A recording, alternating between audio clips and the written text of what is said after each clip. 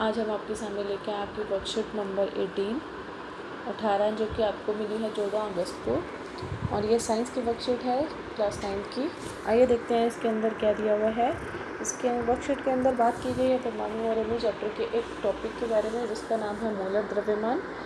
Molar द्रव्यमान के बारे में जो ज्ञान पूछता है जिज्ञासा से कि दीदी आखिर मोलर द्रव्यमान क्या होता है और ये क्या आणविक द्रव्यमान से भिन्न है या नहीं है, किस प्रकार भिन्न है अगर है तो जिज्ञासा कहती है कि हम सभी ने देखा है कि एक पदार्थ की मात्रा उसके द्रव्यमान की अपेक्षा उसके अणुओं तथा परमाणुओं की संख्या के आधार पर जानना अधिक सुविधाजनक होता है और इस मात्रा को मोल द्वारा दर्शाया जाता है। अगर हम बात करें कि पदार्थों की, तो पदार्थों के अगर हम उसे जानना चाहें तो उसके द्रव्यमान की अपेक्षा हम उसके परमाणुओं की संख्या परमाणु संख्या के आधार पर ज़्यादा जानने की कोशिश करते हैं, याद भी रखते हैं। आपने देखा होगा कि हम परमाणु संख्या को याद कर लेते हैं, हालांकि उसके द्रव्यमान को निकालना परमाणु संख्या से बहुत आसान होता है। ठीक है, जब हमें परमाणु संख्या याद होती है तो हम उसके द्रव्यमान भी निकाल सकते हैं और उसकी संयोजकता भी निकाल सकते हैं और सब कुछ हम निकाल सकते हैं, लेकिन हमें परमाणु संख्या को याद रखना पड़ता है। इसके लिए हम परमाणु संख्या पर जोर देते हैं और इस मात्रा को कि कितनी परमाणु की संख्या है, इस मात्रा को मोल के द्वारा दर्शाया जाता है। जो पिछली बार हमने मोल कंसेप्ट पढ़ा था आपका। अब हम पढ़ेंगे कि मोल द्वारा जब दर्शा दिया जाता है तो ऐसे मोलर पदार्थ के द्रव्यमान को मोलर द्रव्यमान कहा जाता है। जब एक मोल पदार्थ हो जाता है तो उसके द्रव्यमान को हम क्या कहेंगे, मोलर द्रव्यमान।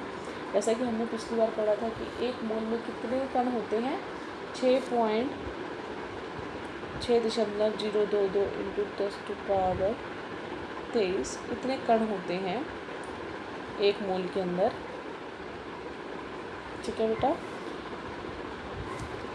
इसके बाद है हम ये पढ़ेंगे यहाँ पर एक मोल पदार्थ के द्रव्यमान को मोलर द्रव्यमान कहा जाता है, जो कि उसके सापेक्ष परमाणु या अणु द्रव्यमान के बराबर ही होता है। जो हमने पिछली बार परमाणु और अणु द्रव्यमान निकाला था, होता वो उसके बराबर ही है, लेकिन इस द्रव्यमान को मोलर द्रव्यमान कहा जाता है क्योंकि इसके आधार पर पढ़ना आसान होता है, सुविधाजनक है।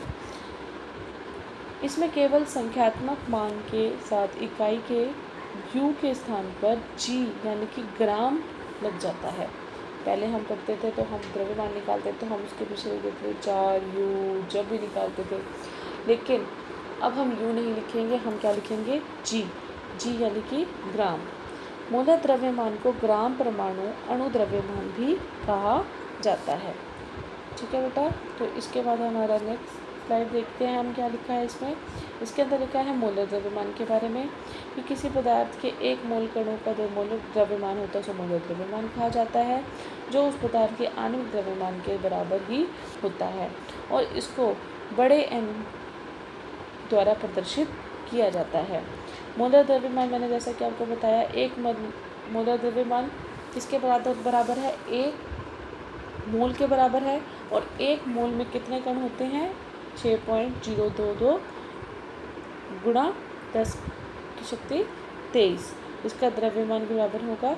इसके कणों का आणविक द्रव्यमान ग्राम में लिया जाएगा। किसी विशिष्ट पदार्थ के एक मोल में द्रव्यमान हमेशा क्या होता है, निश्चित होता है। मोलों की संख्या निकालने के लिए और हमारे पास एक संबंध दिया गया है, एक गणितीय समीकरण है जो कि है n बराबर है छोटा m बटे में बड़ा M। जो छोटा m है वो क्या है, दिया गया द्रव्यमान, और जो बड़ा M है वो क्या है, मोलर द्रव्यमान। मैं आपको लिख के दिखा देती हूँ। ये यहाँ पर समीकरण है। जो छोटा ये है, ये क्या है, मोलों की संख्या, मोलों की संख्या, और जो छोटा m है वो है दिया गया द्रव्यमान। सॉरी बेटा, यहाँ पर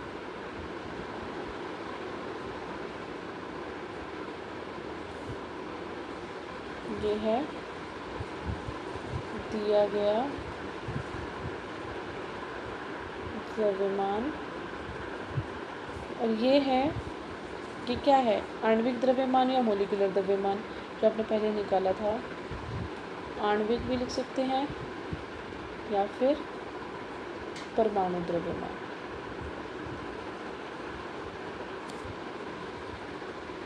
ठीक है बेटा, और इसको किस में लिखा जाएगा, ग्राम में। तो बेटा ये था आपके शीट में। आगे देखते हैं क्या लिखा हुआ है। यहाँ पर जल का जो मोलर द्रव्यमान निकाल के दिखाया गया है। जल का मोलर द्रव्यमान निकालने के लिए बेटा हम क्या करेंगे, यहाँ पर हम निकाल के देख लेते हैं। ये जल का एक है अणु। अणु के अंदर देखते हैं हम कैसे होता है। सबसे पहले हमें पता होना चाहिए कि जो हाइड्रोजन है उसका कितना द्रव्यमान है, उसका इतना होता है, और ऑक्सीजन का होता है 16 मोल। तो हम यहाँ से निकाल लेंगे। एक है, कितने हैं, संख्या कितनी है, 2, जमा करेंगे इसका 16, संख्या कितनी है, 1, तो हमारे पास आया 2 जमा 16 यानी कि 18 ग्राम। तो हम कहेंगे जल के अणु का द्रव्यमान कितना है, 18 ग्राम। ठीक है बेटा, यहाँ लिखा हुआ है उसका मोलर द्रव्यमान कितना है, 18 ग्राम। अब हमें 36 जल के मोलों की संख्या निकालनी है। 36 ग्राम जल में मोलों की संख्या। मोलों की संख्या निकालने का हमारे पास एक समीकरण था, स्मॉल एन बड़ा। ठीक है, ये मोलों की संख्या निकालने का समीकरण है। मोलों की संख्या निकालने के लिए हमें यहाँ पर लिखना पड़ेगा, ये कितना है, 36, और आपको पता है जल का जो मोलर द्रव्यमान कितना होता है, 18, अभी पहले निकाला हमने, तो हमारे पास आया 2 मोल उत्तर। ठीक है बेटा, ये दिखाई दे रहा है आपको, मोलों की संख्या 2 मोल लिख ली। इसके बाद है 88 ग्राम कार्बन डाइऑक्साइड में गैस में अणुओं की संख्या निकालनी है। तो सबसे पहले तो हम यहाँ क्या करेंगे, पहले यहाँ लिख देते हैं 88 ग्राम है, क्या है, कार्बन डाइऑक्साइड। तो बेटा हमें यहाँ पर पता है इसके अंदर क्या निकालना है, कणों की संख्या निकालनी है। कणों की संख्या निकालने के लिए हमें पहले मोलों की संख्या निकालनी पड़ेगी। ठीक है, तो हम कणों की संख्या निकालेंगे ऐसे। सबसे पहले क्या करेंगे, इसका मोलर द्रव्यमान निकालते हैं। हमें पता है कार्बन का जो द्रव्यमान है वो क्या होता है, 12, ये एक ही है, तो हम यहाँ पर इसकी संख्या एक ही है, 1 से गुना करेंगे। ऑक्सीजन का जो द्रव्यमान होता है 16, संख्या कितनी है, 2, तो हमारे पास निकल के आया 12 जमा 32 बराबर है 44 ग्राम। ठीक है, तो हमें अब पता चल गया कि एक अणु का जो उसका आणविक द्रव्यमान है वो कितना है, 44 ग्राम। उसको मोलर द्रव्यमान बोलेंगे क्योंकि इसके साथ ग्राम लिखा हुआ है। तो अब हमारे को इसके अंदर संख्या निकालनी है। तो हमारे पास ये जो समीकरण था इसके हिसाब से निकालते हैं। दिया गया जो द्रव्यमान है वो है 88 और जो इसका मोलर द्रव्यमान है वो है 44 यानी कि 44। तो हमारे पास मोलों की संख्या निकली 2 मोल। और कण निकालने के लिए, कणों की संख्या निकालने के लिए, कणों की संख्या निकालने के लिए हम क्या करेंगे, हमें पता है कि 1 मोल बराबर है एवोगाद्रो जो संख्या होती है उसके कणों के बराबर होती है। और हमारे पास यहाँ 2 मोल हैं तो उसकी संख्या 2 से गुणा हो जाएगी। तो इसका उत्तर आएगा 12। तो यहाँ लिखा नहीं जा रहा, थोड़ा सा ऊपर लिख देती हूँ, 12.044 गुणा 10 कण। ठीक है बेटा, ये हमारा हुआ उत्तर, ये देखिए। ठीक है बेटा, तो इसके बाद है हमारे पास आपके प्रश्न उत्तर। प्रश्न उत्तर में सबसे पहला है मोलर द्रव्यमान किसे कहते हैं। तो बेटा मोलर द्रव्यमान के लिए आपको यहाँ पर लिखा दिखाई दे जाएगा कि मोल द्रव्यमान किसे कहते हैं। एक मोल पदार्थ के द्रव्यमान को मोल द्रव्यमान कहा जाता है, जो उसके सापेक्ष परमाणु और उसके बराबर होता है। इसमें केवल संख्यात्मक मान के साथ इकाई में ग्राम लिया जाता है और मोल द्रव्यमान को ग्राम, परमाणु या अणु द्रव्यमान भी कहते हैं। तो ये हुआ आपका पहला प्रश्न का उत्तर। ठीक है बेटा, जो प्रश्न नंबर 1 है उसका उत्तर है ये। इसके बाद है 0.5 मोल नाइट्रोजन गैस का द्रव्यमान ज्ञात कीजिए।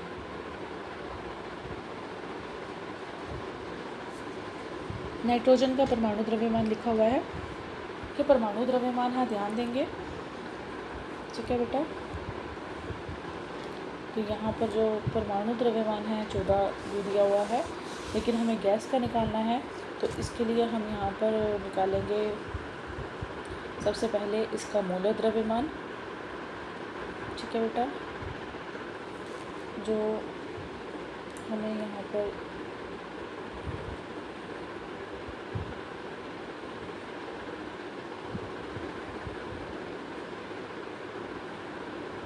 गैस को क्या निकालना है, द्रव्यमान।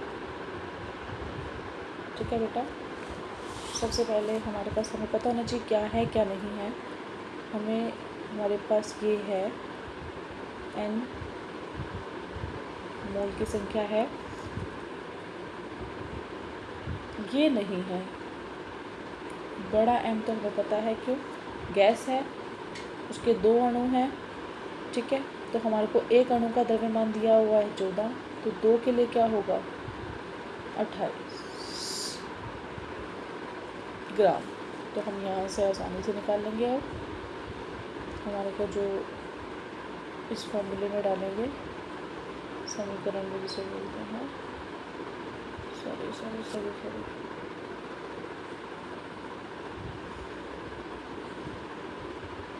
हम यहाँ पर थोड़ा सा लिखते हैं एक बार। ये है हमारे पास, ये समीकरण है, इसके अंदर वैल्यूज डालते हैं।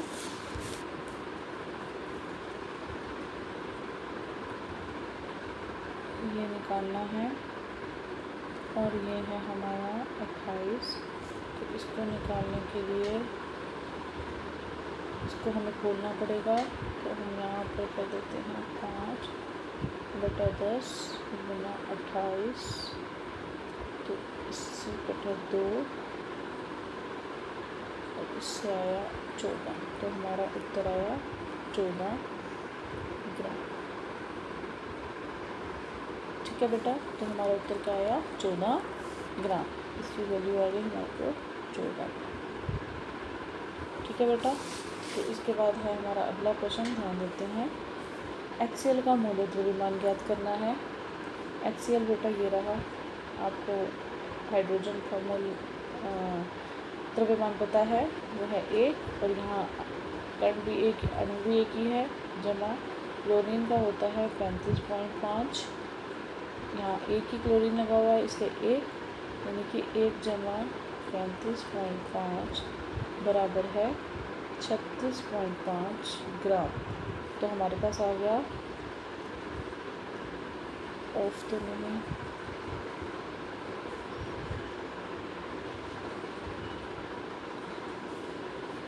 हम लिखेंगे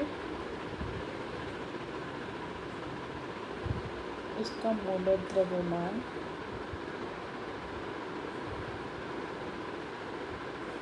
है किसके 36.5 ग्राम। ठीक है बेटा, तो इसके बाद है 48 ग्राम हीलियम में मोलों की संख्या का परिगणन करना। हमें यहाँ छोटा n निकालना है। तो इसके लिए हम देखते हैं, तो